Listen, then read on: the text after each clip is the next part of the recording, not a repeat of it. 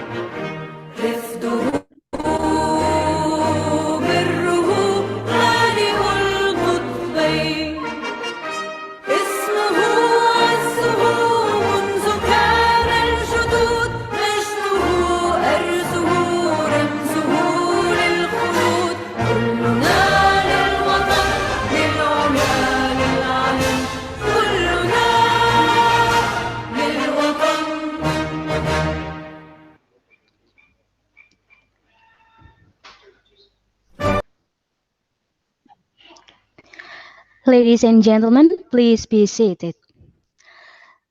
Now we are going to go to the short remarks. The first short remark will be delivered by the Ambassador of Republic of Indonesia for Djibouti, Ethiopia, and African Union, His Excellent Al Bushra Basnur.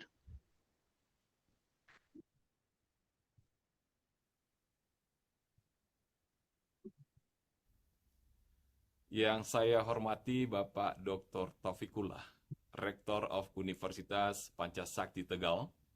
Yang saya hormati Ibu Dr. Yoga Prihatin, Dean of Teacher Training and Education Faculty. Ibu dan Bapak yang saya muliakan, distinguished speakers, and beloved students. Assalamualaikum warahmatullahi wabarakatuh. Salam sejahtera. Om Swastiastu, salam kebajikan. Thank you very much, Bapak Rektor dan Ibu Dekan, for inviting me to this very important international conference. Innovation and collaboration. I repeat, innovation and collaboration are very important for everyone to be successful in their career. Innovation and collaboration are tools that equip all in dealing with dynamics and challenges.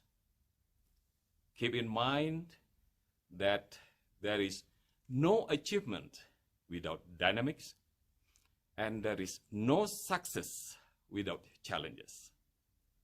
Innovation and collaboration are needed to overcome problems and challenges. But we have to remember that innovation and collaboration require the mastery of knowledge, science, and technology. More than that, innovation and collaboration require strong commitment from everyone, every group, every agency and institution, including our beloved campus, Universitas Pancasakti Tegal. Innovation introduces something new, something that did not exist. Without innovation, there will be nothing new. Without something new, there will be no progress and no development. If there is no progress, it means that we are lying down, we are walking at the same place, and we are not moving forward. While collaboration is a practical work in which a number of people, organizations, and institutions working together, giving each other, and joining hands to achieve a common goal. In a sense, innovation and collaboration are needed in economic development, advance everyone's education, improve people's welfare, and preserve the environment, so that it is better able to support the domestic, national, and global development. Bapak Rektor, Ibu Dekan, and my young friends, students. In today's global era, at the time when science and technology is developing rapidly, at the time when development in all sectors progressing unstoppably, and at the time when dynamics, challenges, and threats coming from all directions, then innovation and collaboration are the answer. And it is the only answer. The passion and the spirit to develop innovation and improve collaboration actually can be found in every human being. However, sometimes, and most of the time, people forget or have not found the light how to develop innovation and collaboration into a positive and strong energy. Innovation often comes when we face challenges and threats to survive and defend ourselves. Meanwhile, collaboration comes when we realize that we have weaknesses and we realize that we are not alone. It is a time we need others. It is a time we need friends to collaborate to make us stronger and better. Finally, how to develop innovation and strengthen collaboration? Very simple. 1, you must have a strong commitment. 2, read a lot. 3, listen a lot. 4, never underestimate your own power and strength. The power and strength within yourself. 5, never underestimate the power and strength of others.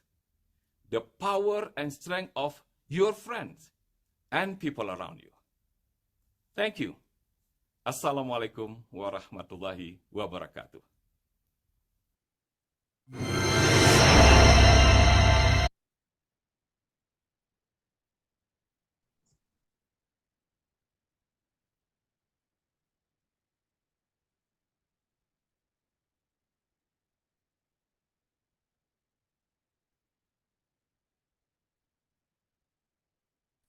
Yeah.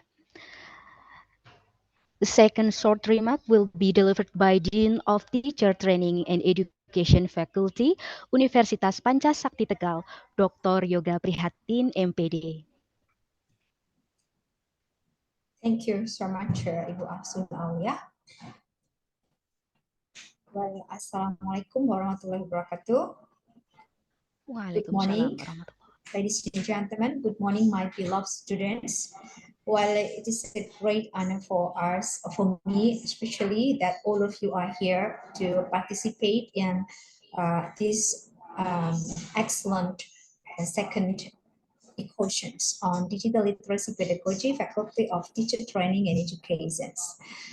Well, the Honorable His Excellency Mr. Basmir, the Ambassador of the Republic of Indonesia for Djibouti, Ethiopia, and African Union, the Honorable Vice Rector of Academic Affairs, Professor Dr. Purwo Susongko, the Honorable Pak Wahyu Jati Kusuma, Head of the Civics Education Program, the Honorable Dr.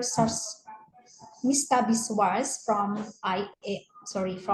EIILM Kolkata, India, the Honorable Professor Elsin Gasimov from Moscow City University, Samara Campus, Russia, the Honorable Dr. Nora Yusri Mansur Ali from High Institute, Egypt, and the Honorable Dr. Habib Al-Badawi from Lebanese University, Lebanon, the Honorable Dr. Harit from Karabük University, Turkey, and all of my beloved students. And I would like to express my deepest gratitude to the chairpersons of this committee, Ibu Mulyani, MPD, and also all the teams of the committee. So our conference today is held successfully. Well, I would like to speak into bahasa so my students will understand. Well, terima kasih untuk peserta dari mahasiswa Fakultas Keguruan dan Ilmu Pendidikan. We actually have 554 students who are actively participating in this international conference. This is the second conference that invites many of speakers from our university partners. Hopefully, my students will get some benefits, some very important insight, knowledge to be for their future.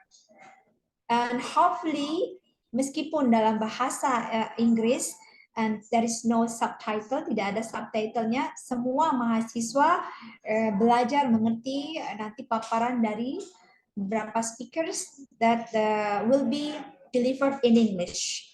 Karena ini era globalisasi, so mau tidak mau, semua mahasiswa harus mencoba mengerti apa yang nanti akan dipaparkan for all from all of speakers that are from 6 different countries. Tadi ada 6 negara yang berbeda. Anyway, thank you so much, and for all the speakers who are here today, again, I would like to say welcome and my sincere gratitude to all of the speakers here who are who will be our partners in the future for educational collaborations. Thank you so much. Wassalamualaikum warahmatullahi wabarakatuh. Waalaikumsalam warahmatullahi wabarakatuh. Thank you, Dr. Yoga Prihatin, MPD. And ladies and gentlemen, I would like now to invite Vice Rector of Universitas Pancasakti Tegal, Professor Dr. Purwo Susongko, MPD. Please do.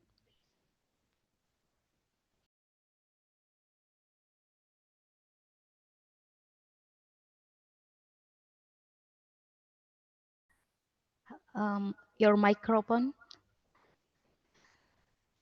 Nggak bisa.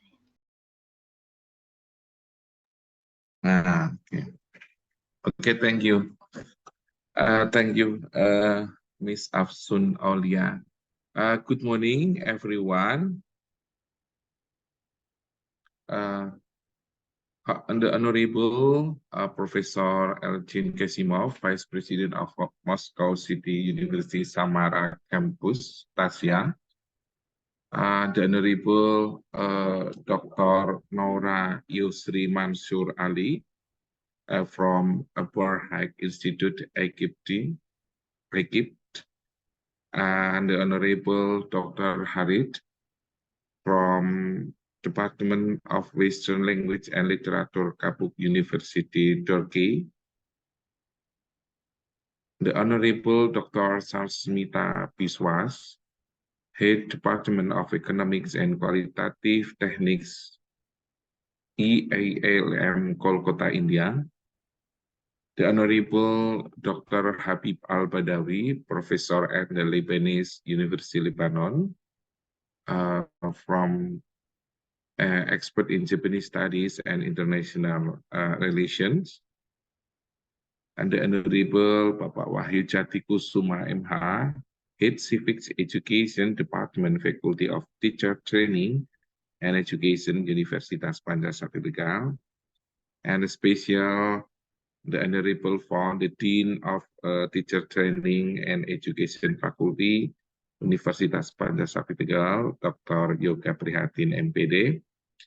And all participants on this conference on International Conference Digital Literacy Pedagogy in Teacher Education 223. Good morning. I'm delighted to be here today on behalf of Rector Universitas Pancasila Tegal. I welcome everyone in International Conference Digital Literacy Pedagogy in Teacher Education 2023.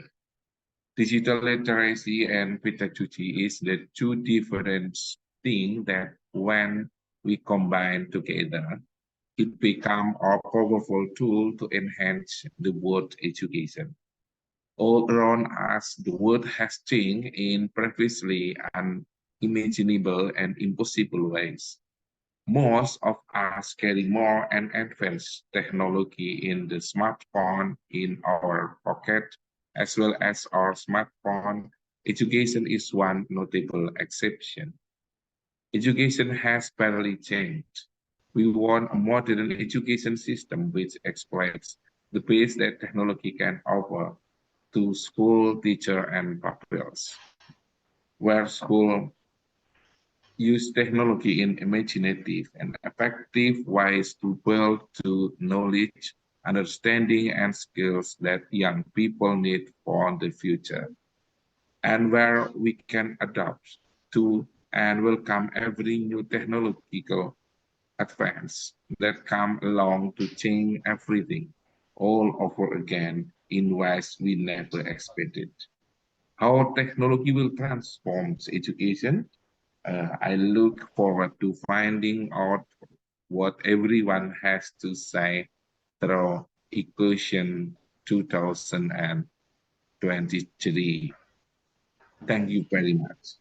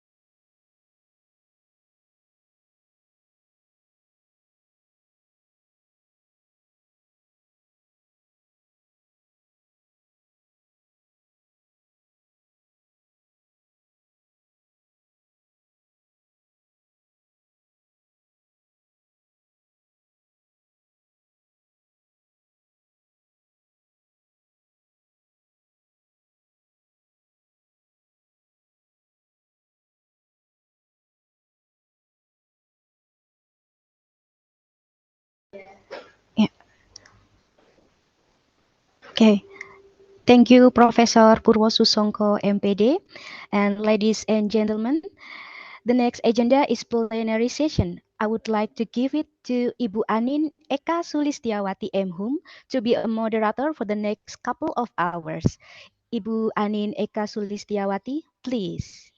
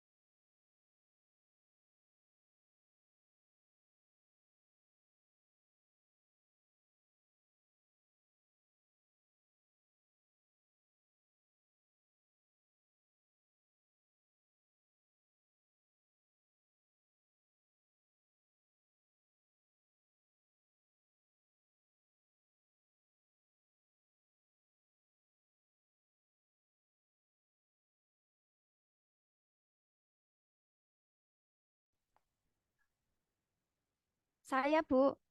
Oke. Yes, thank you. Yeah, thank you, Pak Arif. Okay, thank you, Bu Afsun. Good morning, all.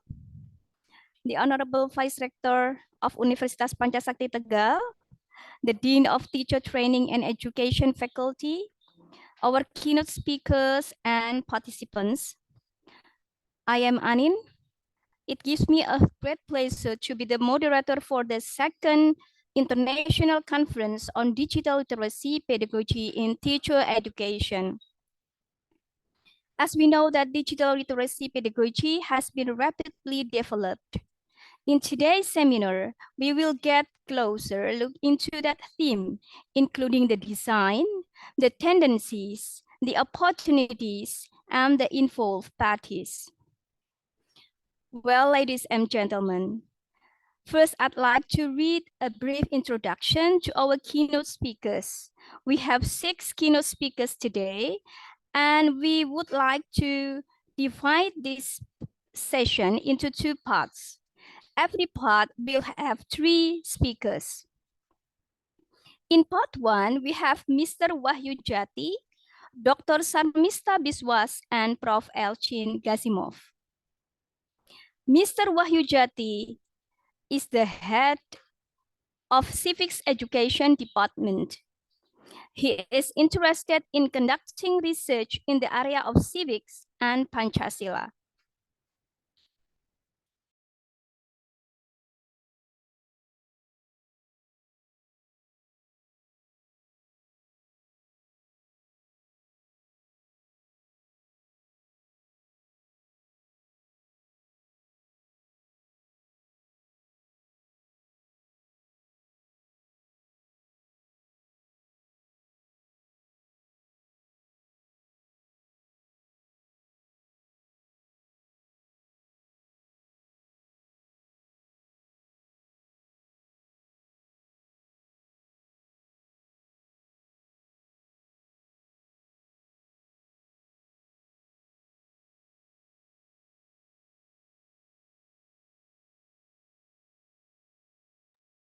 Oh yeah, okay, thank you.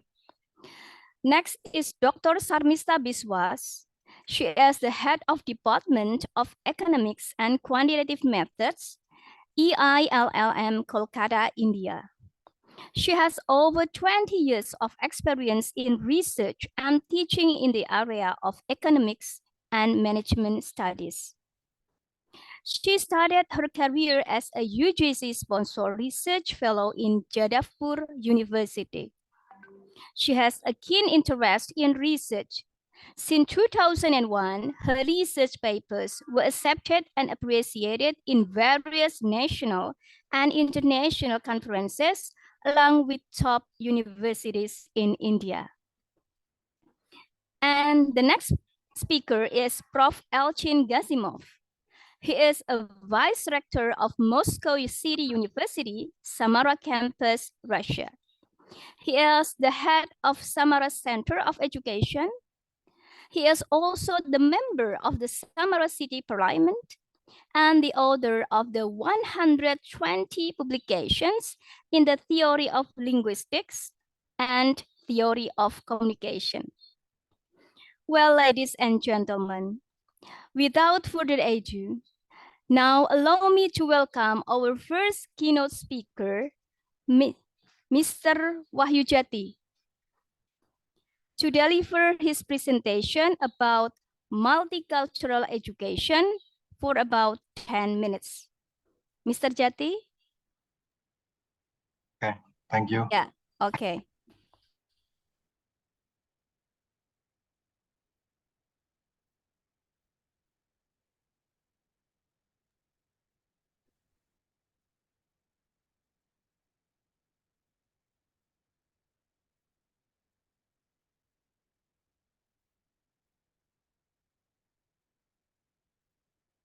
Thank you, Mrs. Anin. Let me introduce myself. My name is Wahyu Jati Kusuma from Civic Education Faculty of Teacher Training and Education, Pancasakti University. On this occasion, I will explain about multicultural education in Indonesia. Our theme this time is increase awareness and respect for all difference through multicultural education. First, we explain about the emergence of a multicultural society in Indonesia. There are three factors of multicultural society in Indonesia: geographical situation, climatic condition, and globalization. Geographical situation in Indonesia consists of Indonesia is an archipelagic country with a vast territory. The islands in Indonesia consist of more than 10,000 islands, each separated by seas. Additionally, the natural phenomena of its islands, such as temperature, rainfall, humidity, and topography, are also different.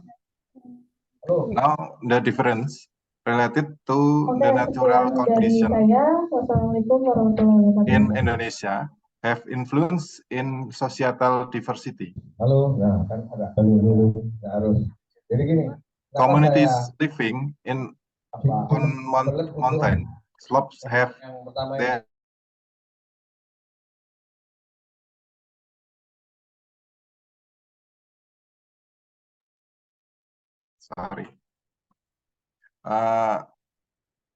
communities in Indonesia living on mountain slopes have their own effort to sustain their life. This leads them to choose livelihoods that match mountainous terrain and create their own cultures. So, based on the natural or geographical condition, the character of society culture is determined. The second is climatic condition. The climatic condition in Indonesia. The diverse climate across regions in Indonesia can lead to varying natural conditions. Now, this difference can influence human behavior patterns in adapting to their local climates. Communities also utilize their climates to determine their livelihoods, clothing, staple food, and so on. As a result, Indonesian society forms into a multicultural community based on their climate and weather of their region. The third is globalization. Indonesia has an incredibly strategic geographical location situated between two oceans and two continents.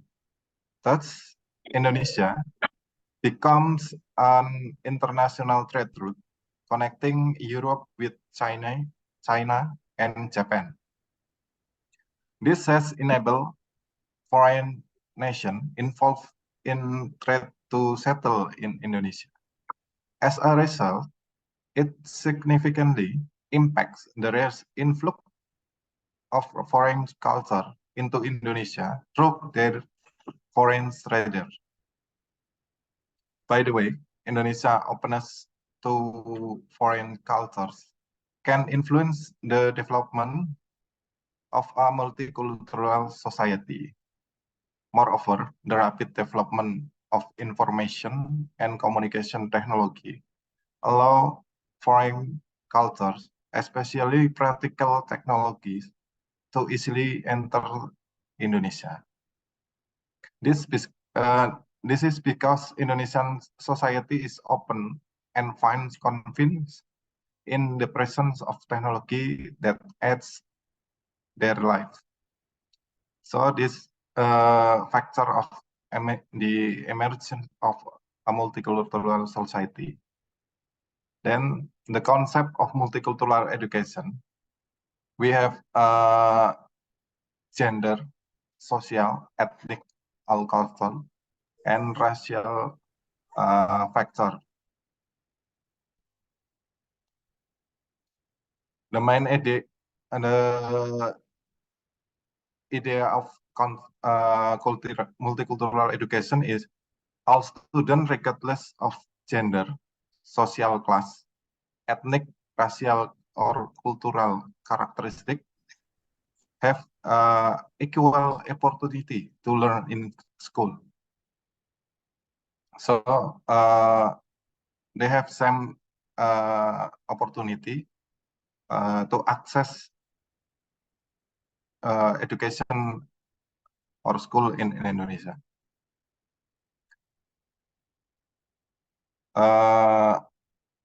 The problem or case in Indonesia, education in Indonesia,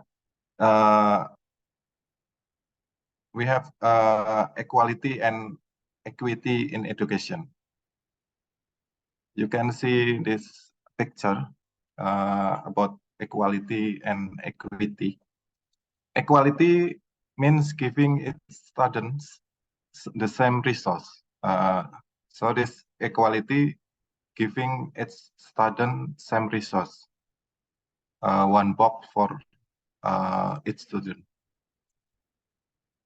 Then equity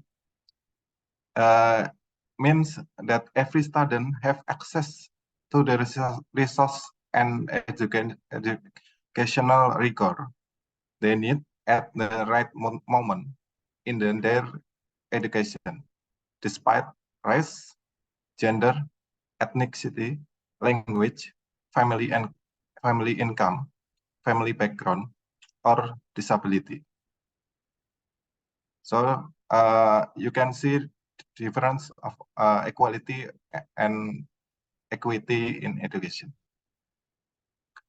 Equality is about sameness. It promotes fairness by giving everyone something.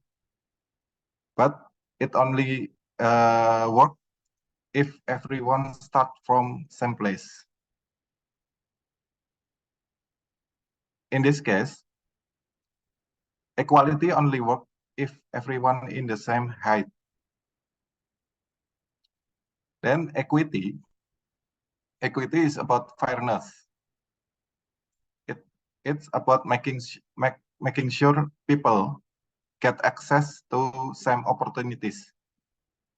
Sometimes our difference or history can create barriers to participation. So we must first ensure equity before we can enjoy equality. So the first is equity, then we can enjoy the equality. This is primary dimension of diversity and secondary dimension of diversity in Indonesia. Indonesia. Primary dimension of diversity is consists of age, race, ethnicity, heritage, gender, physical abilities, qualities, sexual or affection orientation, mental abilities, or characteristics.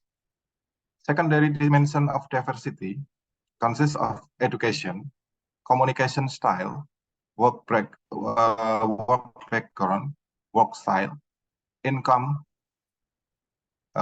wealth or poverty, marital status, experience, religious beliefs, geographic location, and parental status. Why do we need multicultural education in Indonesia? Because we have diversity about gender, ethnic, cultural, racial, and social class. Indonesian education involves diversity of gender, ethnicity, culture, racial, and social class. The major goals of multicultural education is improve academic achievement, promote strength and value of culture, promote human rights, respect for those difference, social justice, equal opportunity, and distribution of power amongst groups. Then the last is promote alternative life choice for people. So this major goal of multicultural education, it promote alternative life choice for people at endings. Then dimension of multicultural education is consists of content integration, the knowledge construction process, prejudice reduction, equity pedagogy, and empowering school culture and social structure. This is dimension of multicultural education. Okay, Pak Jati, 1 minute more, Okay. please. Okay, thank you. Why multicultural education is important is about self-concept and self-understanding, understanding and sensitivity, perceive multiple perspectives, make decision, open-minded, and respect. Development of multicultural in Indonesia is affected by democratic culture, Pancasila, socio-politic, economy, and culture, then learning methods. Teacher roles. Teacher can help to overcome superficial difference to create a multicultural democratic society. Along the curriculum to consist a wide variety of teaching strategies that embrace the diverse culture in the classroom. Teacher will determine bias and carefully monitor all students in the classroom to assure that diversity is valued. School rule have a responsibility to teach students respect for self and others, how to create a relationship with a wide range of people, then how to work towards eliminating prejudice and discrimination. Consider for students. When we ask students to remove aspect of themselves to accommodate or teaching or school, we are disabling their ability to learn and achieve full capacity. Thank you, Ms. Anim. Yeah, okay. Thank you so much, Pak Jati. Well, the next presenter Sorry, the next speaker is Dr. Sarmista Biswas. Yeah, let us pay attention on her material. Dr. Biswas, please do.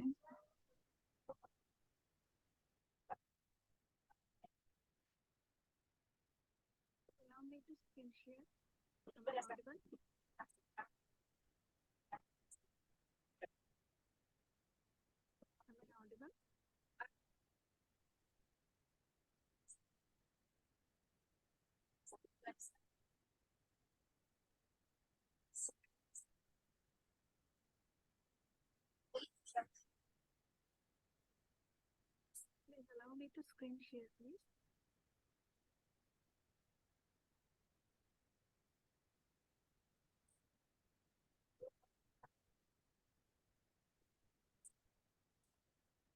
Requesting the moderator to allow me to share the screen. Okay.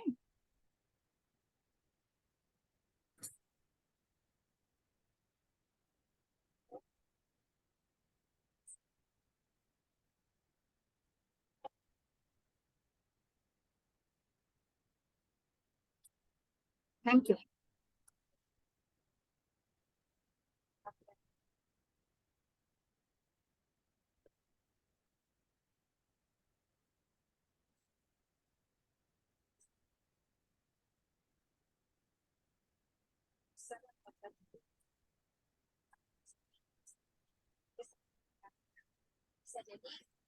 Yes, ma'am. May I start? Yes, okay. Okay, thank you very much. At the beginning, I would like to thank the organizers for inviting me as a keynote speaker to share my knowledge about the digital economy of India in a brief. So good morning to all of you, respected professors, honorable dignitaries, and my dear students. Can I move to the next slide, please? Okay. Before talking about the digital scenario of our Indian economy, I'd like to say the status of Indian economy in the world. So in the context of real GDP growth rate, if you can see this, the growth rate of Indian economy is expected to be more than 6% in the coming years. And if you compare it with the global growth rate, which is 3%, and the growth rate of the other developed countries, our countries and the emerging economies growth rate will be higher. So we are in a positive situation. Next, please. So here, if you can see, our country, India, its projection growth rate is above 6% in 2024. Next, please. India is the 5th largest economy in the world, expected to grow at 6 to 6.5% according to International Monetary Fund 2022 and 23 report. But if you talk about the digital economy of India, there are a few comments which comes in the World Forum now. The first thing is the government of India aims to reach 100% 5G coverage by 2024. And our unified payment interface, which started from 2015, it has shown a tremendous growth over the years with $181 billion.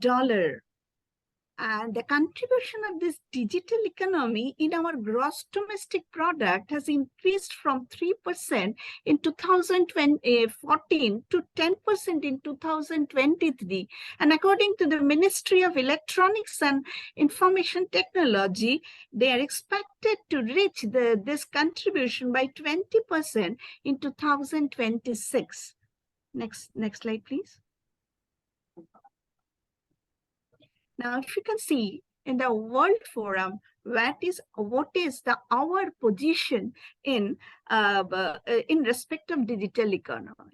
India ranked 105th position among the 193 countries in the United Nations ranking, and in the Network Readiness Index by Washington, D.C., it has been observed that India ranked 61st rank among the 131 countries.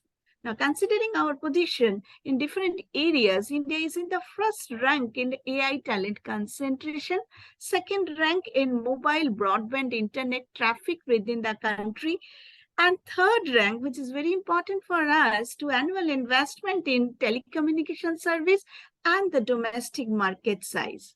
In the graph also we can find it is the digital economy report presented by the government of India. We have found that India is the second largest and the fastest growing telecommunication market in the world. Next slide, please.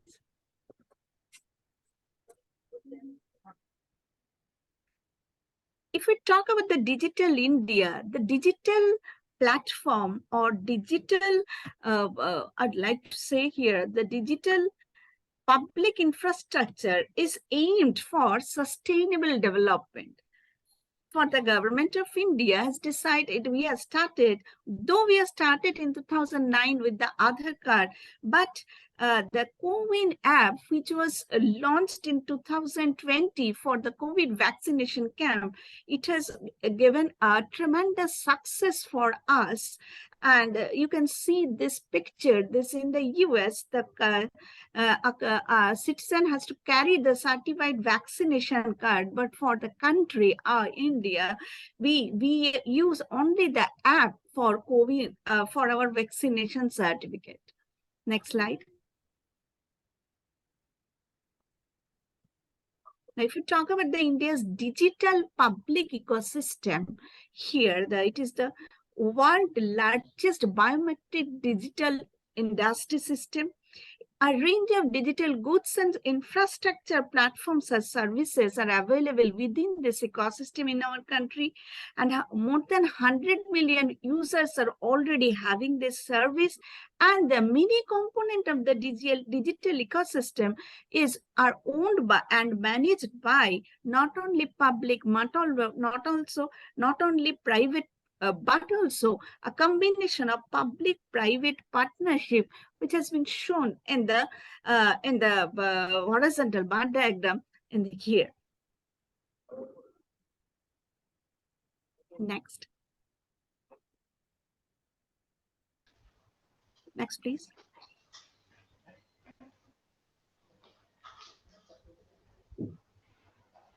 Next slide, please. Yes, ma'am. Sorry, we have technical problems.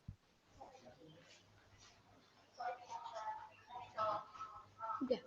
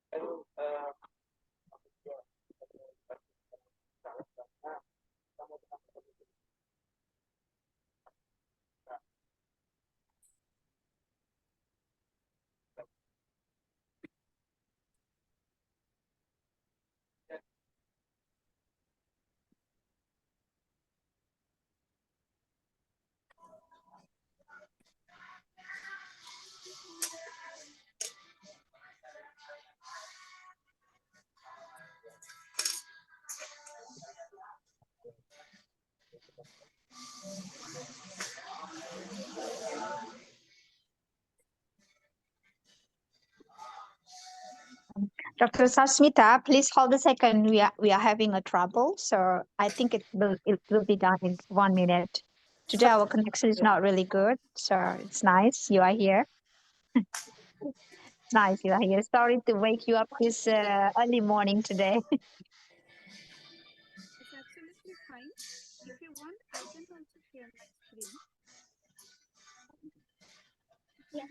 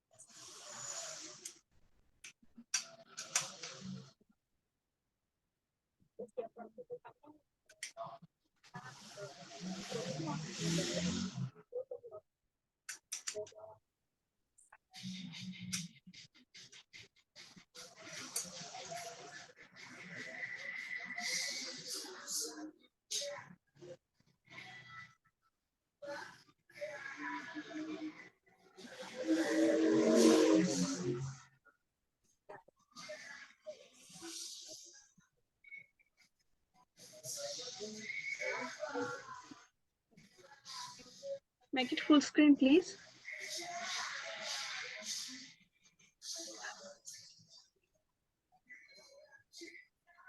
This one, ma'am? This screen, but make it full screen, presentation mode. Okay. Not the second one, please, the earlier slide. Slide number 7. Go to slide number 7, please. Yes. The earlier one. Thank you. Thank you very much, Sorry, ma'am. ma'am. Yes. It's absolutely fine. Now let me discuss about the India's digital public ecosystem in selected sector. As I said at the beginning, that our digital economy is with the objective of sustainable development of the country. So the digital footprints are in the finance sector, health, and commerce. The digitized public platforms are for the finance, it is BHIM. For the health, as I said about the COVID app, and also e-Sanjeevani app, which is providing the medical support to the people of the country. Next is GEM, where it is nothing but the commercial website for our for the buyers and sellers. Move to the next slide, please. Now, digital payment ecosystem in India reveals the fact that the e-commerce market in India is expected to grow at $200 billion by 2026. Considering the people who are living in the rural India and the remote places, government has started the common service centers, and it is supported by the private players also, as we have mentioned, through the payment method of mobile wallet, UPI payment, and also the QR code. Next, please. Now here, with these two graphs, we can understand how the UPI journey of India on year-on-year growth, which is nothing but in 2013, the growth is more than $1.4 billion. And in case of the digital payment transaction, the growth is more than 1.01 billion in 2023. Next slide. Now the hopes and challenges. As at the beginning in the welcome and as our honorable the Basnoor sir has mentioned, the innovation and collaboration. Same for our country also. In order to make this journey successful, first the development process.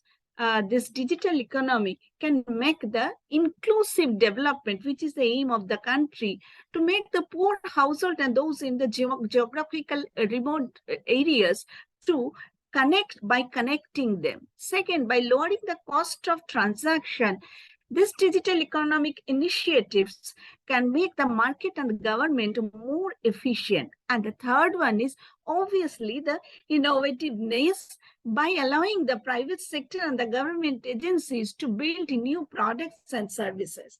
In this respect, I'd like to mention one of the services which the private sectors is trying to introduce in our country is telematics, through which they can help the insurance sector by analyzing the behavior of the vehicle and the driver's behavior also. Next, what are the challenges that we are facing? The first challenge, obviously, we are facing that universal connectivity. In the more than 50% of the people in our country is living in the rural areas. So the connectivity in the rural areas are very much important and requires to be improved. Third one is the required good governance and the regulations for digital, to control the digital monopoly or the concentration of power into the one hand. Fourth is the cyber security, which is very, very important for all of us. And fifth one is the private data sharing. Because whenever we are entering into any of the app, either for as a buyer or as a seller, or getting any kind of services in all over the world, irrespective of the geographical location, we are entering our footprint. And according to the artificial neural network, everywhere the data is shared. So security of the private data is very, very important from the perspective of any country, and it is a challenge not only for India but also for the other countries. Next, please. Thinking in this line, next. Thinking in this line, the government of India has thought to earlier slide, please.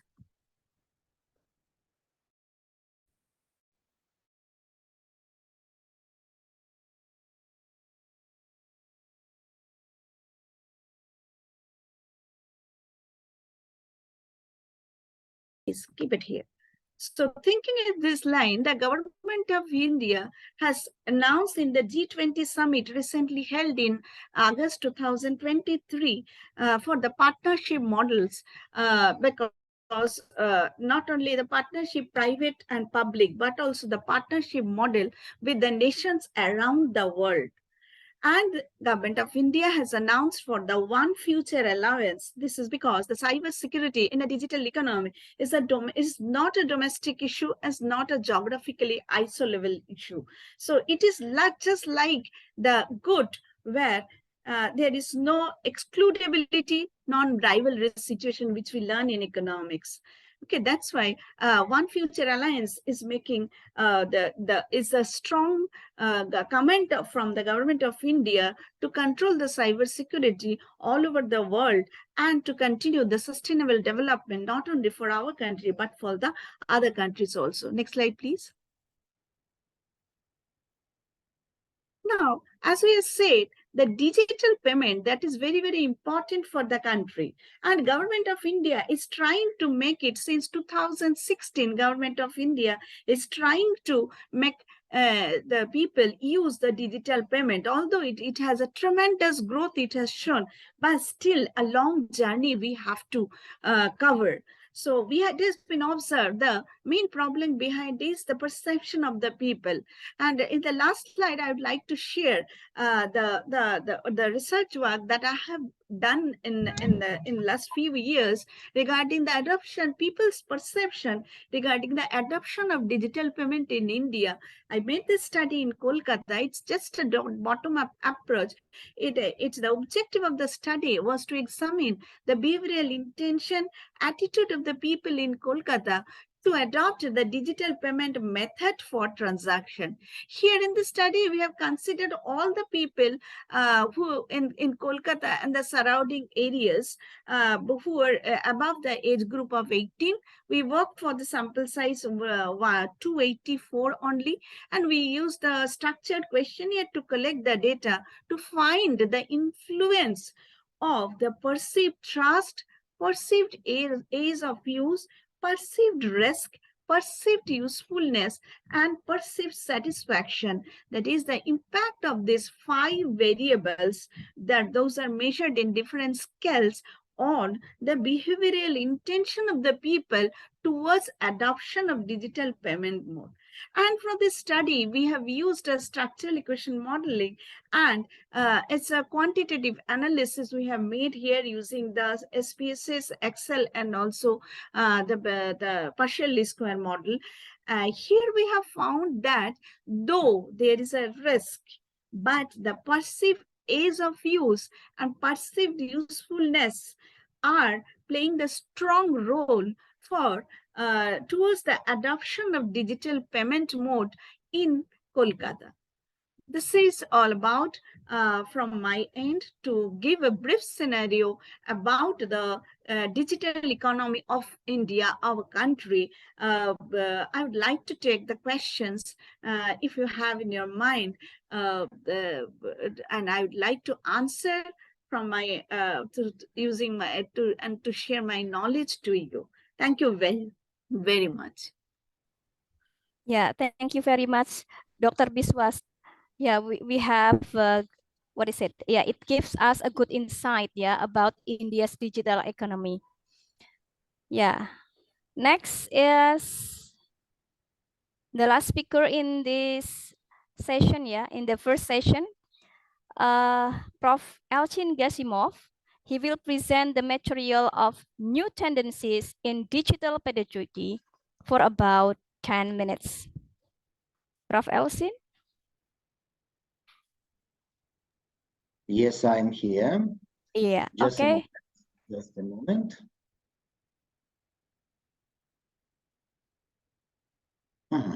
Okay.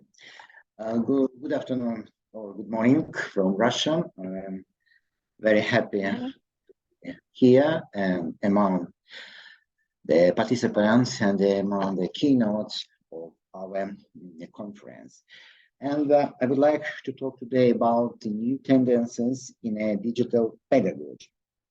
Digital pedagogy is a branch of pedagogical science that reveals the essence and regularities of digital education and the role of digitalized educational process in personal growth, and develops practical ways and means of improving their effectiveness. It's also a pedagogical trend related to building the digital economy and digital society. Further, digital pedagogy embeds computer-based digital technologies in the art of learning, enriching the teaching and learning processes and assessment, and builds knowledge through planning the educational system based on problem solving and higher order thinking skills. Furthermore, it provides high-quality education using information and communication technologies as a tool for creating new learning opportunities. It organizes a purposeful and systematic activity on human formation using information technologies and the internet. Digital pedagogy studies and uses contemporary digital technologies in teaching and learning. It is mainly a critical pedagogical approach, employed solely digital tools in learning and examines the impact on applied pedagogies. It allows learners to transform educational experiences using electronic tools. Meanwhile, digital pedagogy is a new paradigm that implies recognizing that access in the beginning of ICT policy and not its end because of education. Likewise, it involves technologies in the process of teaching and learning. In this sense, the Japanese scientist Wataya Rakama in 2020 first developed three dimensions of digital pedagogy. These were pedagogical orientation, pedagogical practices, and digital pedagogical competences. Based on the details and explanation mentioned earlier, digital pedagogy involves three concepts you see in a slide. It pertains to the teacher perception of the learning process, how individuals learn, how they should be taught and consult through technology. The second, teacher teachings method enable learners engagement with problem-based activities. And the last third, the teacher skills to successfully integrate digital technologies into teaching and impact of academic performance. The concept of paradigm is this concept digital pedagogy. Orientation is persuade orientation of the teachers on the relative position of information and communication technology in the teaching and learning process. The digital pedagogy practices the capacity of teachers to implement teaching and learning standards by assessing the extent of alignment of their professional teaching practice. Digital pedagogy competence measures teacher information communication and technology skills in the teaching learning process. Teachers' orientation, practice, competencies provide an overview of how digital pedagogy is present and relevant in the learning process. The 21st century learners embrace digital pedagogy approaches to influence the expression with 24/7 multiple media technologies. Nowadays, technology has an effective communication interface with a comprehensive cooperation and association. However, the work the problem that teaching must harmonize contact, pedagogy, technology rather than learn how to use technology. Despite various educational policies and decisions, educators play a vital role in the adoption and development of any educational innovation. For these reasons, educators are considered the essential factor in educational reforms. Therefore, educators' attitudes toward technology integration are the key to understanding digital pedagogy. Likewise, Arquiona said that started that pedagogical challenges related to online learning include teachers' lack of knowledge and skills in using technology and professional development training. Their limited knowledge of digital pedagogy and access to online resources made learning content, assessment, learning activities, virtual teaching challenging for all and daunting for some. Technological concerns related to connectivity and access disrupt curriculum planning and delivery.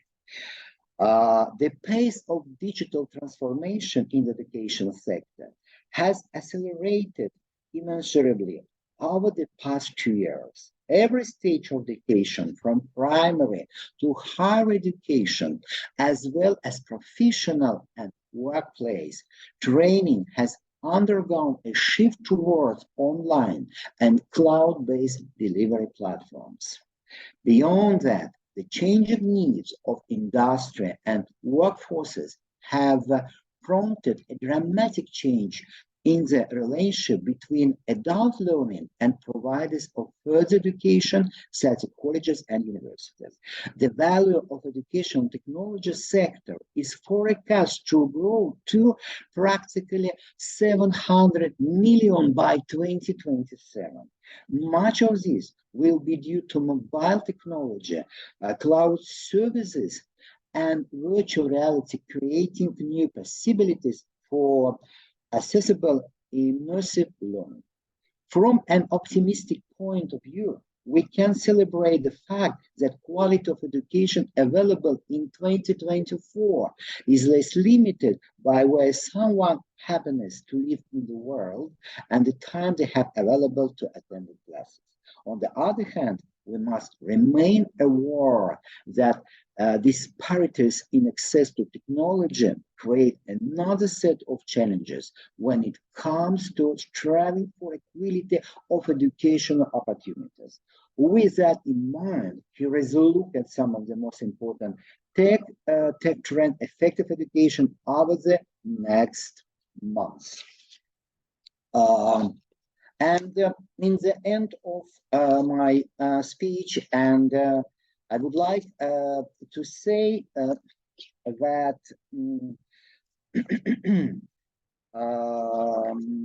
new tendencies in digital pedagogy include emerging trends and digital transformation in education. Here are some key trends and concepts.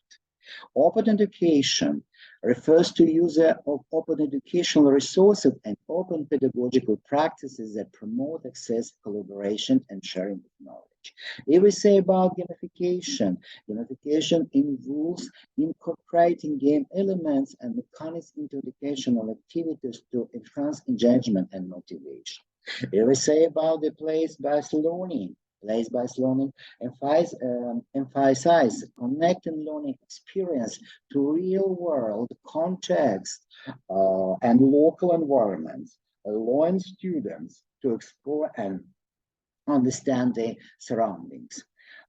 Care-focused pedagogy. Pedagogy of care prioritize the well-being and support of students, approachability, social engagement. Critical digital pedagogy examines the impact of learning technologies on social justice issues and questions the role of teachers in perpetuating societal challenges. Personalized learning involves tailoring instruction to meet the individual's needs, interests, and learning styles of students. Virtual reality technologies, now we know about it, but virtual technology is being used to create immersive learning experience, allowing students to explore virtual environments and enhance their understanding of complex concepts. Cloud-based learning platforms and tools enable access to educational resources and collaboration from anywhere, promotion, flexibility, and scalability. And enrich relatives refer to use of augmented reality and mixed reality technologies to enhance learning experiences by overlaying digital content onto the real world. Using chatbots. Chatbots are being used in education to provide personalized support, answer questions, and facilitate learning interaction.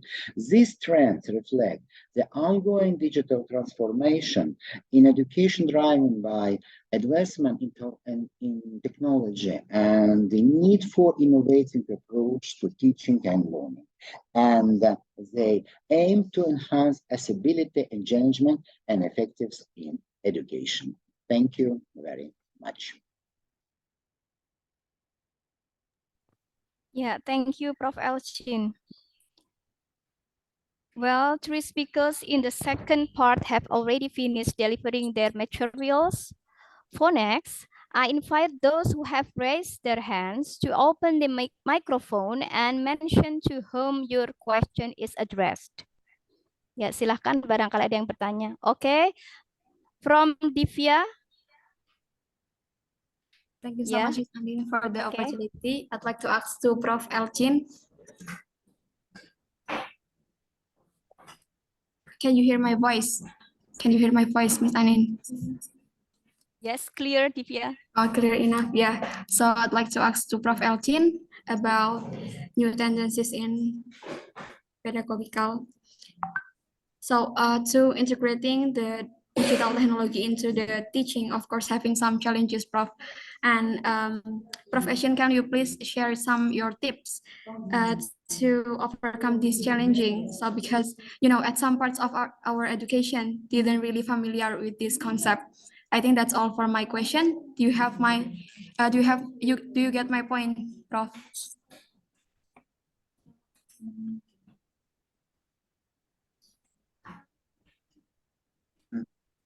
Sorry, I have the problem with my microwave. Could you again repeat your questions? Oh, okay, that's okay, sir. Yeah, so my question is to integrating digital technology into teaching, of course, having some challenges. And can you please share some of your tips how to overcome this challenging? And because, you know, at some parts of our education did not really familiar with this concept, about your concept. I think that's all from for me. It means about how to use this, the concept of in the digital technology. Yes, if I understand you. Yes, sir. And to overcome the challenging, because some parts of our education, they're not really familiar with this concept. Yeah. the concept of using in the digital. Okay, just a moment. Just. You know, in the modern world, we use learning. We have two very interesting concepts. This concept of immersive learning technology, AR and VR. AR, it means extended reality. Extend reality, and using the concept AI, artificial intelligence, and using these two parts, AI and IR, it's you know that many people are reading this will probably remember learning about topics like the Roman Empire by reading history books. Imagine how much more information might have absorbed if you'd been wandering around the digital reconstruction of ancient Rome. It's I try to introduce the concept of ancient Rome because HR technologies, it's extended reality, can help you train a simulating environment that closely resemble reality, but don't create the risks of harm of damaging expensive equipment. And to my mind, you should analyze them. Analyze the concept, yes, analyze the concept of European view about this method and concentrate, and you should to understand difference between European and Asian, and to find the middle between it. I think so. It's helped you to your in your work and your research work. If you understand, of course, me, and I try to explain about it. Okay, thank you so much, Prof. Elchin, for answering my question. I got your point. Thank you. Yeah, thank you, Divya, and thank you, Prof. Elchin. Yeah. Well, actually, there are several students want to deliver the questions, but due to the time limitation, we couldn't open more questions, yeah, in this session. Perhaps Wahyu, Krista, Yuni, and others could deliver your questions in the next question and session period. Yeah, I mean the second period of question and session after part 2. Okay. Yeah. Thank you, Prof. Elchin. Yeah. Well, ladies and gentlemen, now we move to the second part of the plenary session. We will have 3 more speakers here. The first is Dr. Noura Yusri Mansur Ali. She has an experience certificate from the Egyptian Armed Force in the field of psychology. She has a certificate in the field of prevention and treatment of addiction. She also has certificate title from Canadian International Academy on August 2015. Dr. Noura has an certificate title Neuro-Linguistic Programming from Canadian International Academy on October 2015. The second speaker is Dr. Habib Al-Badawi. He is a professor of modern history Japanese Studies at the Faculty of Letters and Human Sciences at the Lebanese University. He also won the Academic Excellence Award in the Arab world for the category of Academic Personality of the Year 2018 for his role in introducing the Japanese studies to the Arab world as a standalone academic field of human sciences. And the last speaker is Dr. Harith. He is an associate professor of English and American Literature Department of Western Languages and Literature, Karabük University, Turkey. He is interested in the area of literature and arts. Ladies and gentlemen, now allow me to welcome our fourth keynote speaker, Dr. Nora Yusri Mansur Ali, to deliver her presentation about education for disabled students for about 10 minutes. Okay. Halo Dr. Nora. Assalamualaikum. Yeah. Hello. Waalaikumsalam. Assalamualaikum warahmatullahi wabarakatuh. Good morning, Professor and participants. I am Dr. Nora Yusri Mansour Ali. I work in Abur High Institute, Egypt.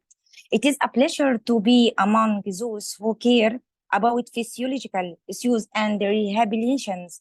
We are proud to welcome professors and participants and students from Pansikal Tegal. I will talk about education for disabled students.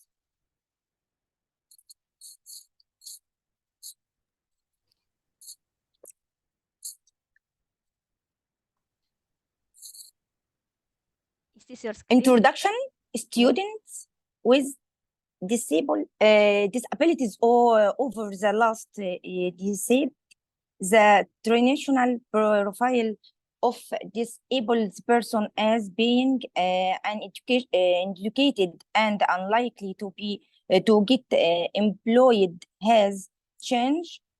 The increased awareness of the parents of the children with the disabilities about the importance and the right of their children to receive proper education has their challenge to receive the proper education has raised the quest for inclusive education enormously in order to understand the research topic further on has to grace who are that targeted students whom including in recommended or looked for.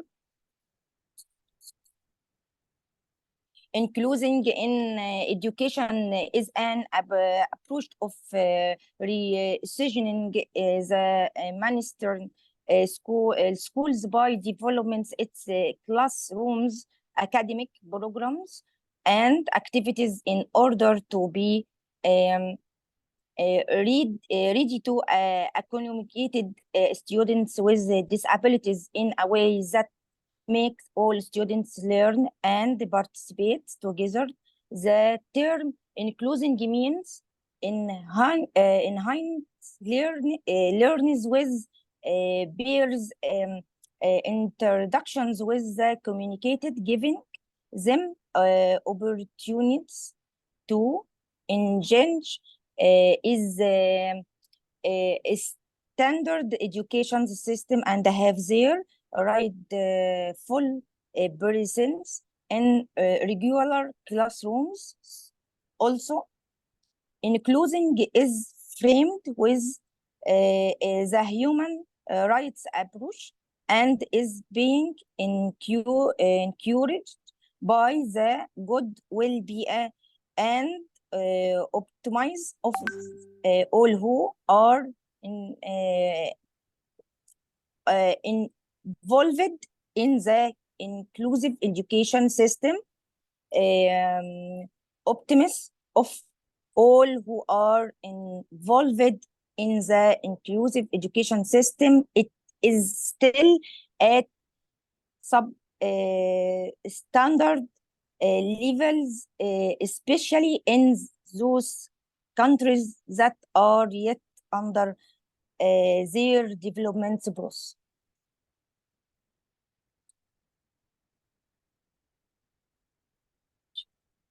Legislations adopting inclusive education to support learning for all has started to find its way to Egypt and has been implemented according to Minister Nal Decree update by ministerial degree.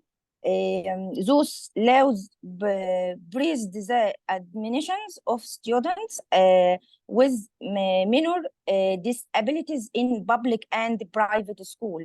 The last degree states that children with minor disabilities have the right to enroll in states that children with minor disabilities has the right to enroll in all type of education system, such as public, private, communicated, community, based second change formal, language, and special curriculum schools, as well as in all stage of pre-university educations and of pre-schools. According to the degree, parents should have the opportunity to enroll that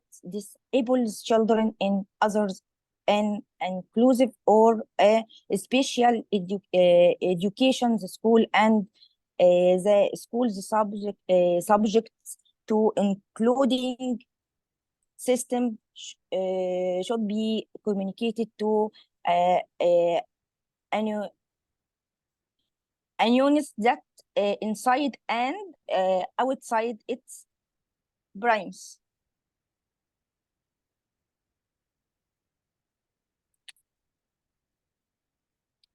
Currently, there is a law that is being discussed in the parliament to be added to the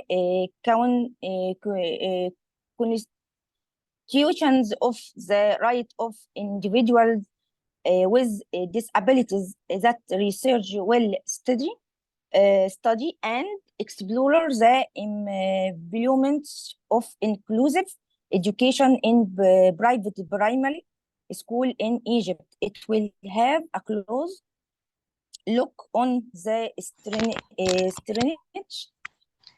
weakness, problems, and opportunities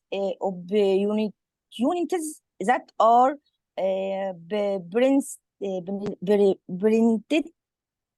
presented for primary school in Egypt to apply this policy of inclusive education. That this research will evaluated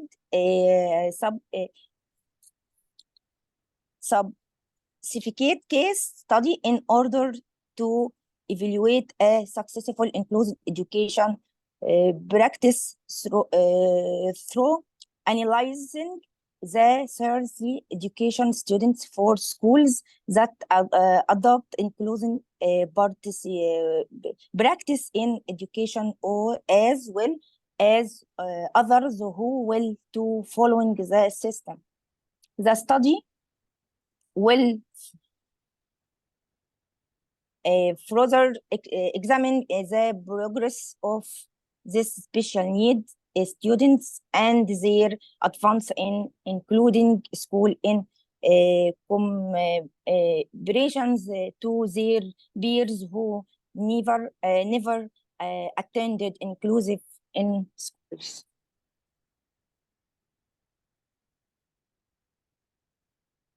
Question the central question. Okay.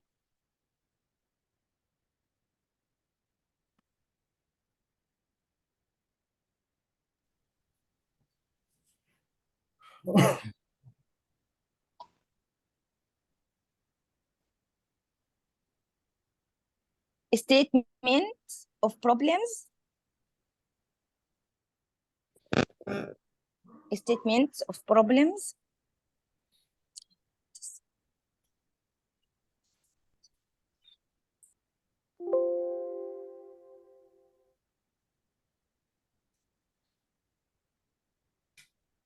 Disregulating special needs studies students in Egypt is widely not able across public and private schools despite the Ministry of Education's degree. Most of the private schools refuse to able inclusive education system for the implementations of such degree requires vast resource. Questions the central questions of the research. These key questions could be only anywhere if we examine the following two series questions. First questions are Egyptian schools adopting inclusive education. Two questions. Second questions, what is required to make school in Egypt probably implement inclusive educations. Research methods, decision strategy.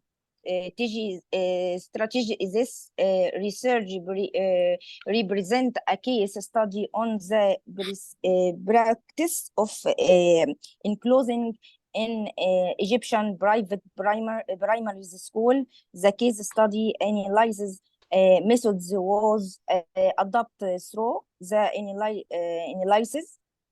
That methods is considered a tool in many social science studies.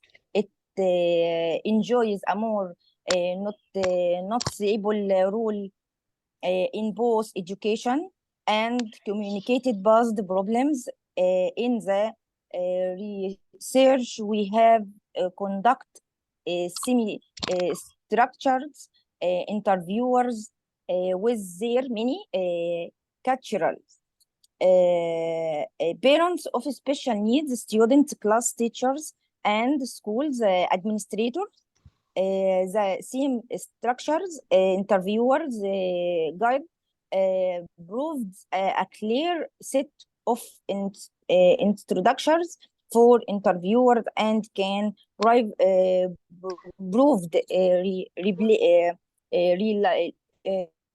reliable comparable qualitative data.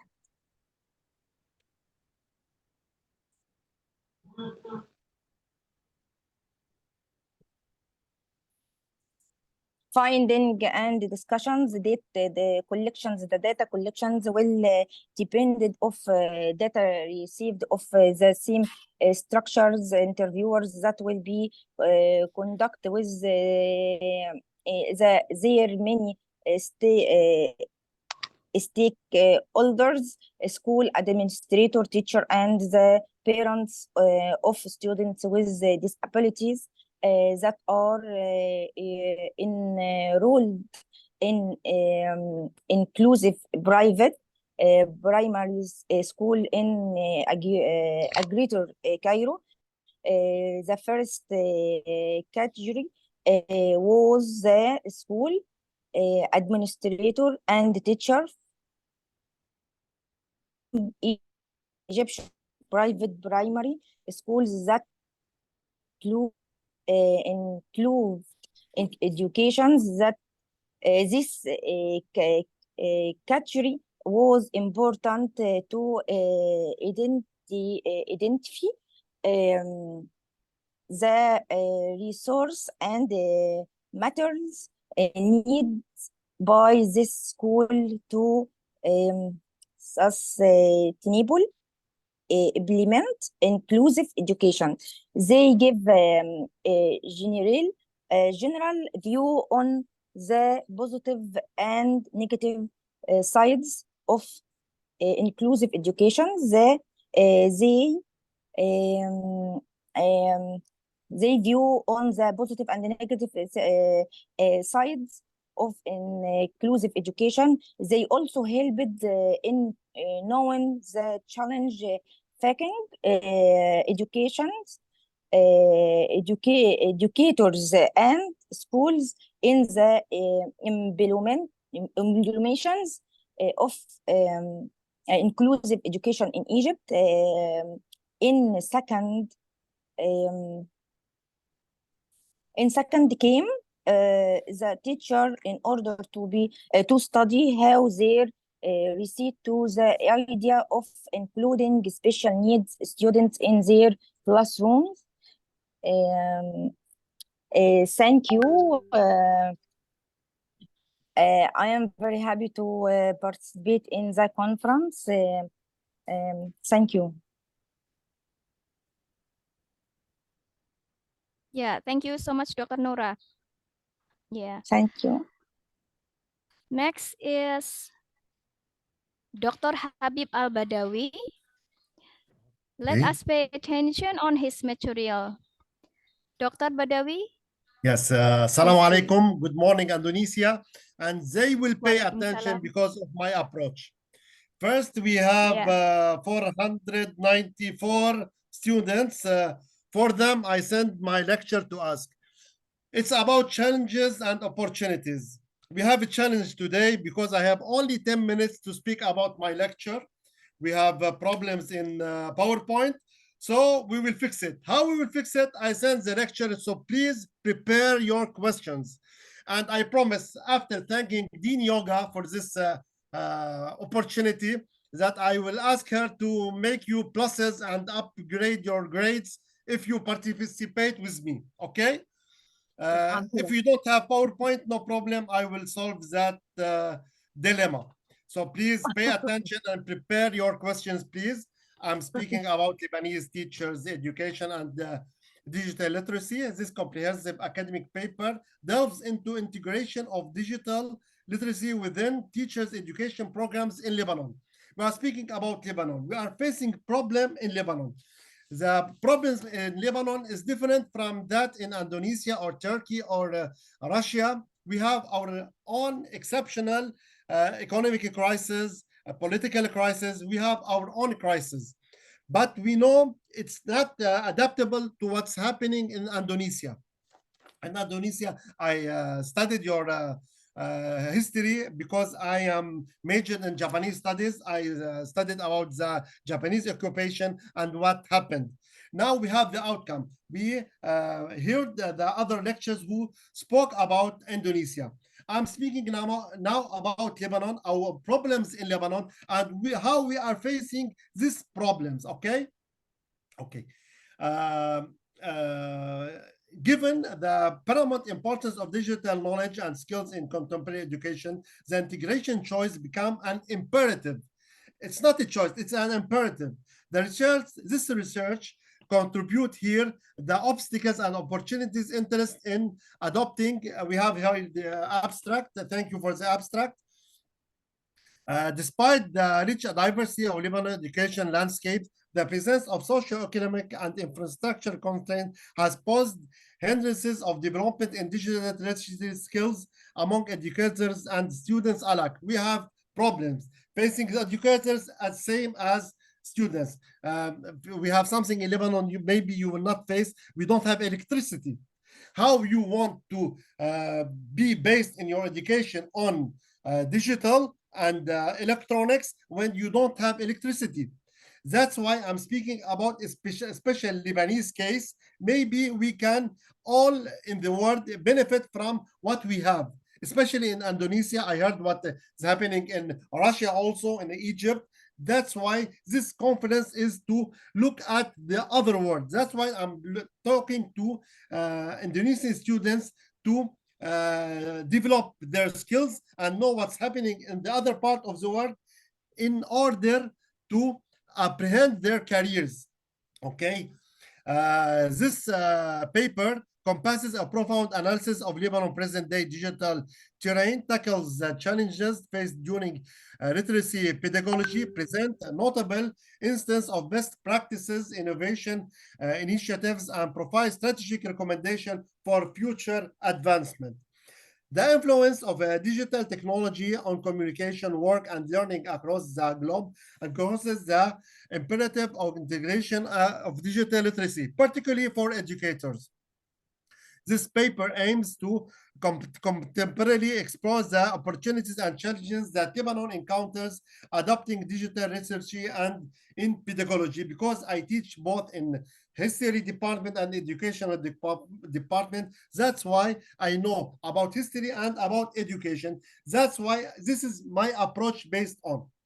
Okay, after the introduction, we want to understand thank you for the slide. We want to understand the digital landscape in Lebanon.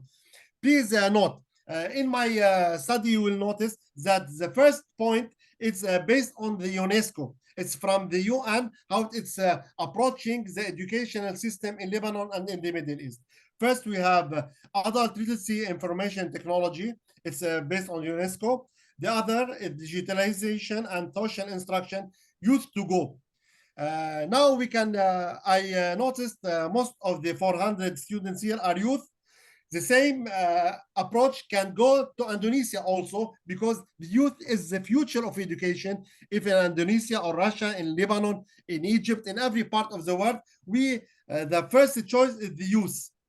That's why we should face literacy, digital literacy example, for example. Okay, the third point is the .Lebanon transformation, modernization. It's based on .Lebanon. Fourth, we have also based on World Bank, not on the UNESCO. We have an approach towards Jordan, Lebanon, Iraq. It's a commitment to digital transformation, because I don't know what's happening in Indonesia. Most of the schools and universities here in Lebanon they are not digital based. We don't use computer till now. We are in the old fashion of the pen. That's why I use my laptop also. I need my pen, because now somehow we are old fashioned. That's why we have the challenges, and we are seeking for opportunities to do our best to have our youth have their own careers in education, teaching our community to develop. Okay. These are the challenges and digital. The most challenges are, thank you. I thank the moderator for the slideshow. Perfect, thank you. We have disparity in digital literacy. It's based on a big study here in Lebanon. It's called the Lebanese Trust. We have we have the lack of digital resources. We have the lack of engagement in digital age. We have the lack also in training. Even the training is not professional here in Lebanon, because we are facing our own problems. Yes, the fifth is online teaching challenges. I told you we have a problem in electricity, we have problem in internet, we have problems in Wi-Fi. I hope that you are in Indonesia, you are not facing that kind of challenges. But when you face challenges, you should have opportunity. Like this lecture, I'm trying to find opportunity with the Indonesian students. And again, thanks Dean Yoga for this opportunity. How to challenge, how to face your challenges. Here in Lebanon, we have first, we have computer-aided literacy learning. We have .Lebanon programs. We also have promising digital schools. Even I am a constructor in a school. It's a voluntary work for me. I don't get paid, but it's for our youth, for our children. That's why we are trying to digitalize the schools, because I told you, even I work at the Lebanese University, which is a governmental institution. Believe me, we don't have computers. We are in the green board, not the white board also. That's why we are facing big challenges, but at the same time, we are seeking for opportunities. These challenges don't disturb us. It makes us stronger. also about challenges. We have youth engagement in digital literacy. Yes, we are depending on the youth to face this problem, because I think not only in Lebanon, Indonesia, and every part of the world, the first choice to face the future is building a strong youth. That's why the other piece recommendation for future development. And as I told you, I sent my study. I'm seeing your faces. Some are reading now. That's good for you.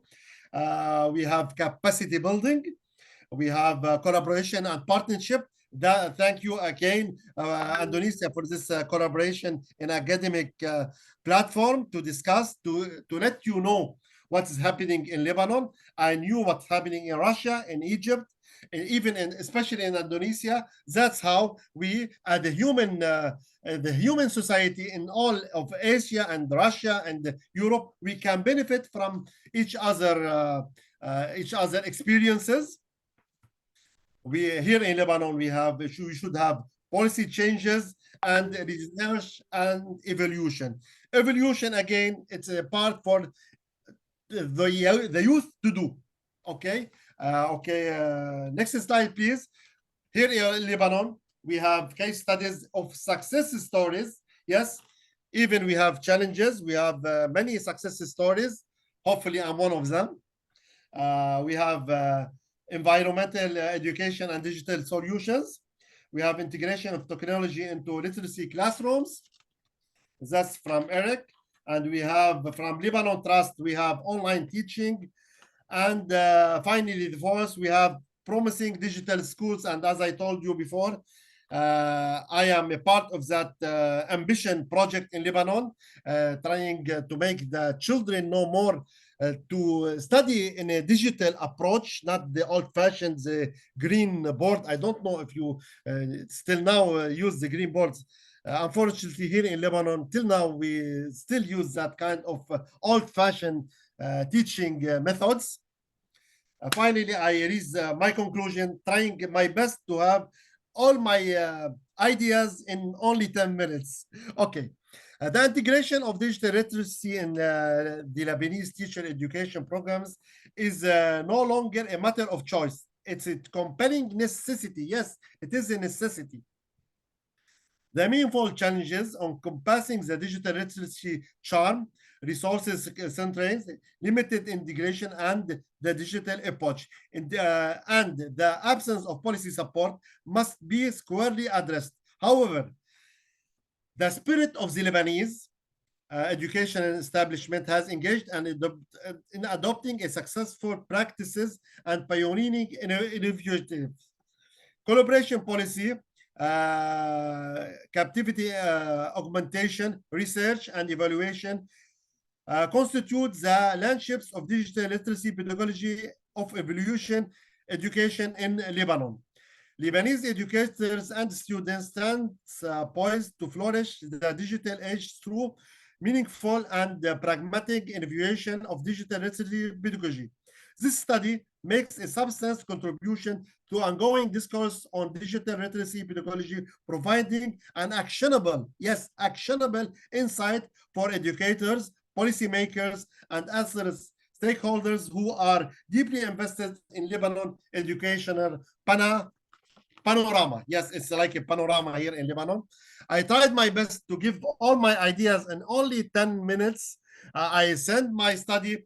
Please, I need your questions, and I will ask again Dean Yoga to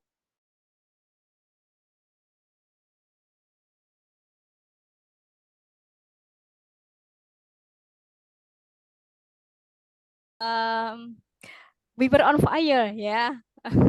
I hope after this, my students will give you some questions, yeah, because it is very interesting about Lebanese teachers' education and digital literacy opportunities and challenges. Yeah, thank you so much. Ready. Yeah, okay. Next, we have the last speaker. Wait. Dr. Harith, yeah, he will present the material of challenges in teaching English literature for Turkish students. Yeah, your time allotment is only 10 minutes, yeah. Thank you Okay, very thank much. you so much. Thanks a lot. Thank you, Dr. Yoga, for inviting me for this honorable conference. I hope that I can contribute to your university and to those who are, attending via Zoom.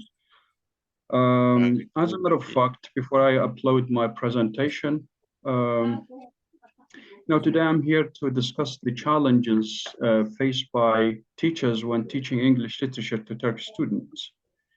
As you know, English literature is a rich and diverse field that offers profound insights into different cultures and societies. However, it comes with its own set of difficulties when taught to non-native speakers, particularly English students. So in the present presentation, I'm going to explore some key challenges and some potential solutions as well. Let me upload my presentation first.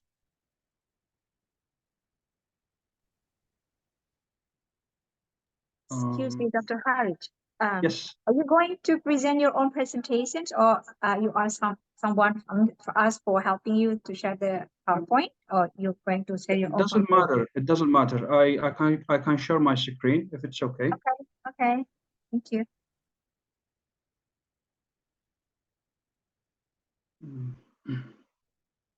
Is it on? Can you see it? Yes. Okay, very good. All right. So as sorry, let's go to the first slide. Okay. As Dr. Yoga has introduced me, I'm an associate professor. I'm originally from Iraq, but I have been working in Turkey for 5 years. I have been teaching English literature, English and American literature as well. So as I said, challenges in teaching English literature to Turkish students. The first of these challenges is actually the language barrier. The most evident challenge in teaching English literature to Turkish students is the language barrier, because as you know, English is not the native language for Turkish students. And they may face difficulties in understanding the complexities of literature, especially when it involves archaic or poetic language. Expressing emotions, cultural nuances, and metaphors present in literary works can be particularly challenging for them. So what is the potential solution for this? This is out of my experience. I have come up with these solutions. Solution teachers can adopt a gradual, sorry, just for a moment.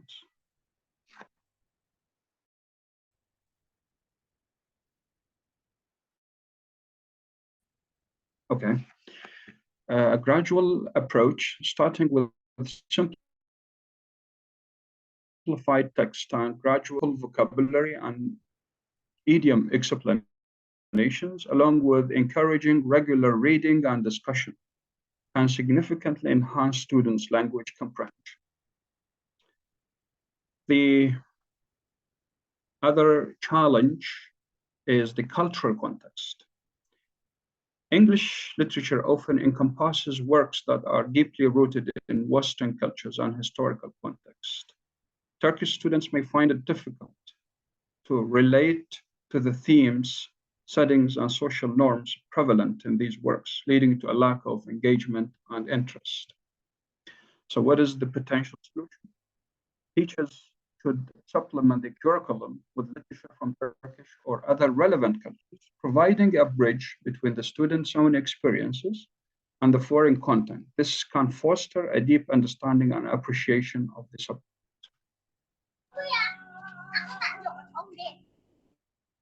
The other challenge is different educational system.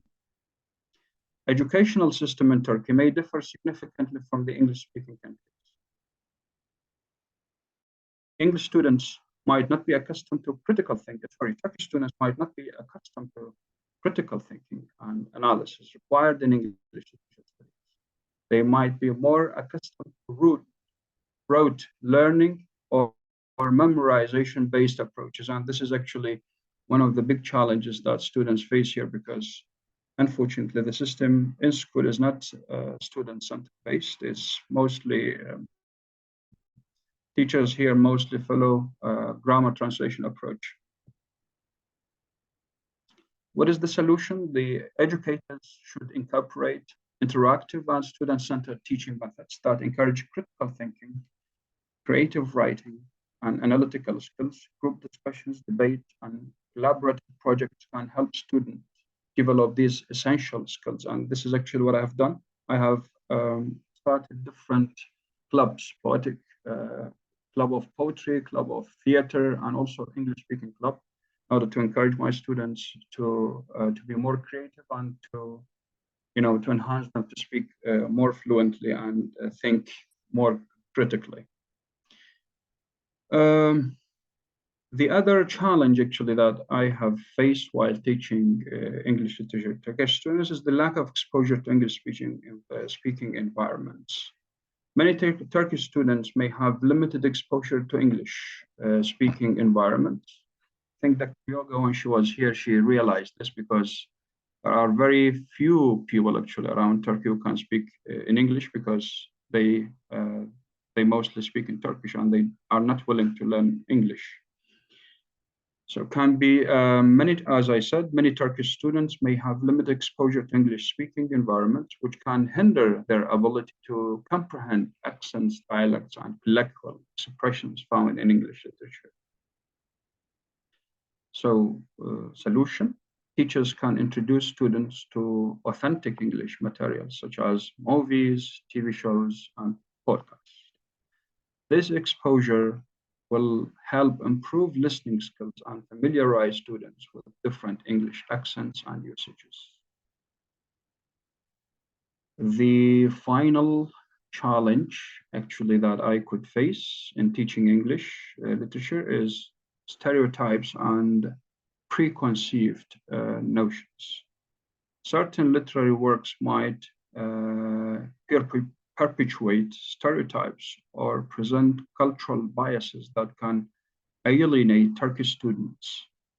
These depictions can create discomfort or a sense of disconnection, making the learning experience less enjoyable. So what is the solution?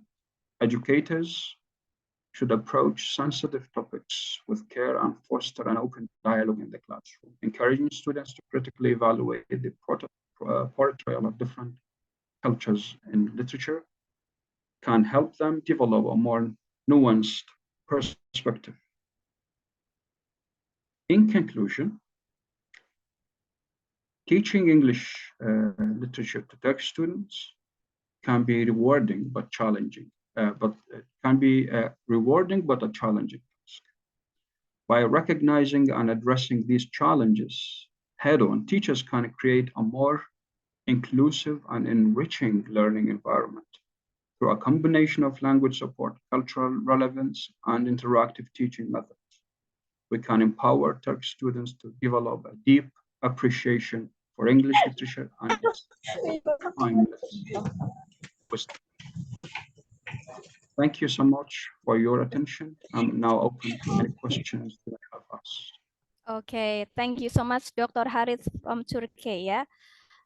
Well, ladies and gentlemen, we now open the questions. Yeah.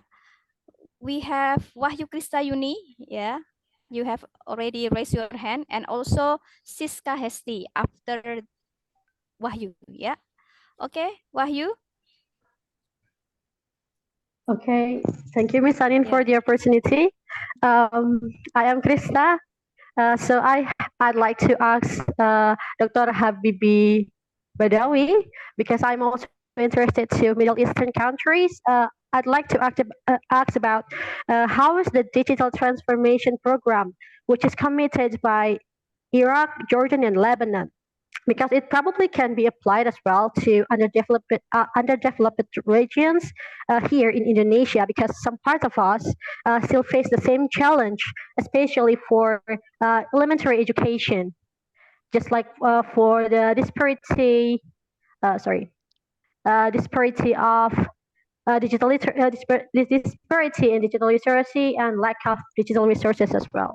We have also the same challenge. So I just want to know how a Middle East country deal with this challenge. Okay, thank you. Yeah, thank you very much for the question. Please, she must have grades, please. Okay, Wahyu, inshallah, in the future will be Dr. Wahyu. Because it's funded by the UN and the World Bank, we have funding, money, we have experts, they can send experts. Also, they can send equipments like laptops, computer, whiteboards. What is happening here in Lebanon, Jordan, and Iraq also could happen in Indonesia. They can support by funding, giving scholarships, sending experts from all over the world to teach the Indonesian educators. Also, they can help you buy equipments. Good.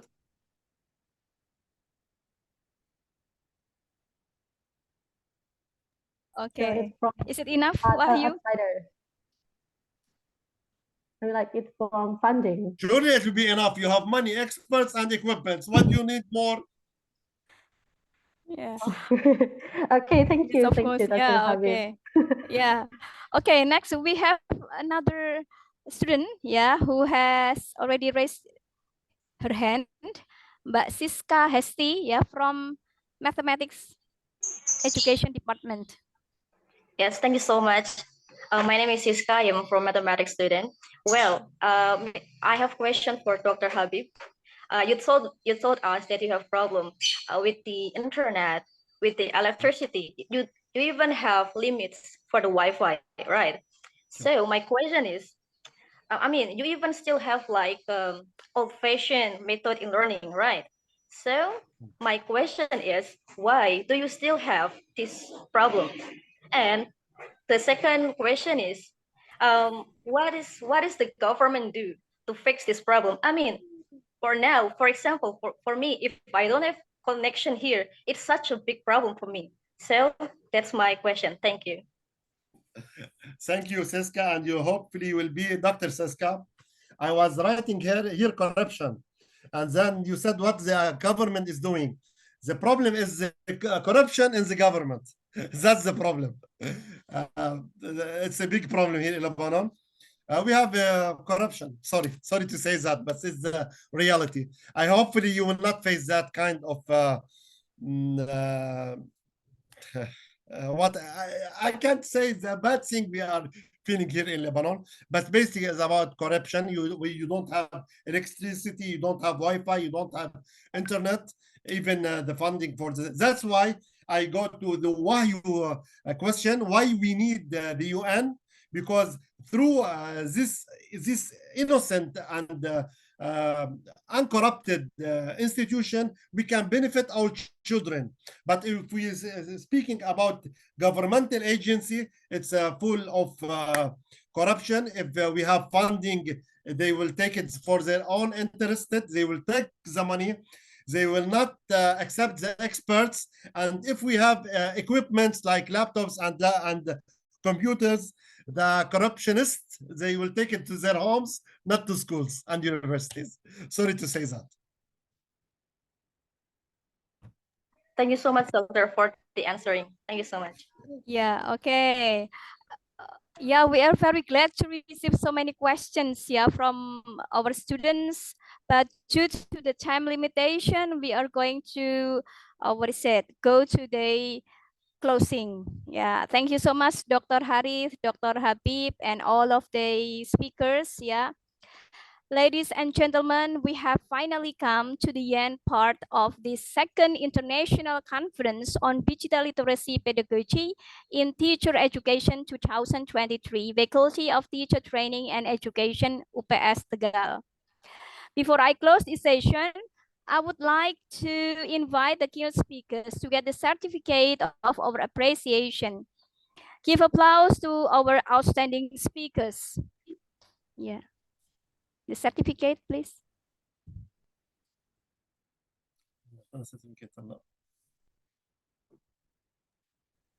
We will send the certificates to your email, sir and ma'am. Thank you. Thank you very much. It's an honor. Yeah. Okay, let's go back to the host of this seminar, Bu Afsun. Yeah, Thank you. Wassalamualaikum warahmatullahi wabarakatuh. Nice to see you all. Terima kasih Bu Anin. Ya, untuk sesi selanjutnya akan ada sesi paralel yang akan dibagi menjadi beberapa room ya teman-teman.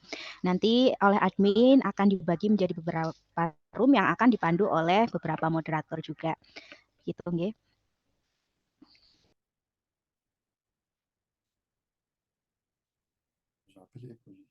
Yeah, okay. And for the speakers, you can leave this room or this Zoom, I mean, yeah. Thank you so much and see you again on the next agenda.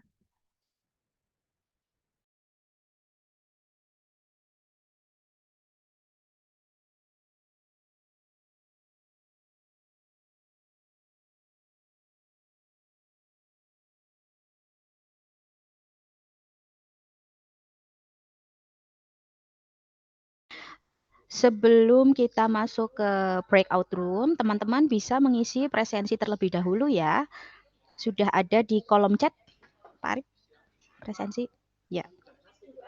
Ya, oke. Pukul berapa kita ke breakout room? Pukul 13 teman-teman. Nanti bisa kembali lagi ke breakout room. Persiapan bagi teman-teman yang akan mempresentasikan artikelnya. Seperti itu ya. Pembagiannya sudah belum ya? Teman-teman sudah tahu pembagiannya? Atau mau dibagi dulu Pak Arif? Breakout room-nya? Oh, nanti saja ya.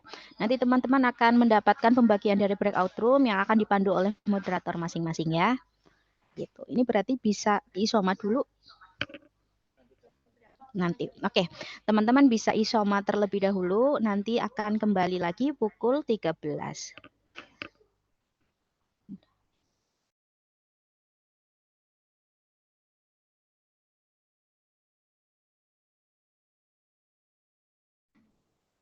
Silakan isoma terlebih dahulu teman-teman, bisa kembali lagi nanti pukul 13 tepat supaya selesainya juga cepat ya.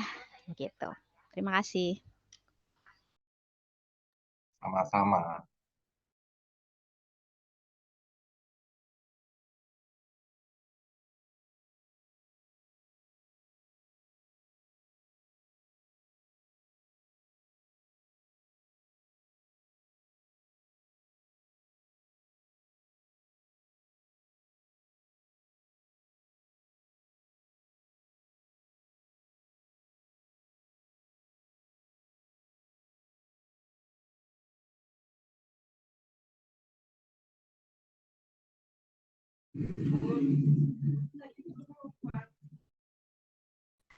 Dan teman-teman yang masih ada di room, ada di Zoom, mohon maaf.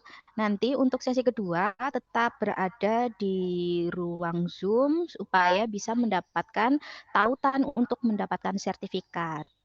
Kemudian juga nanti ada presensi kedua di pukul 13. Orang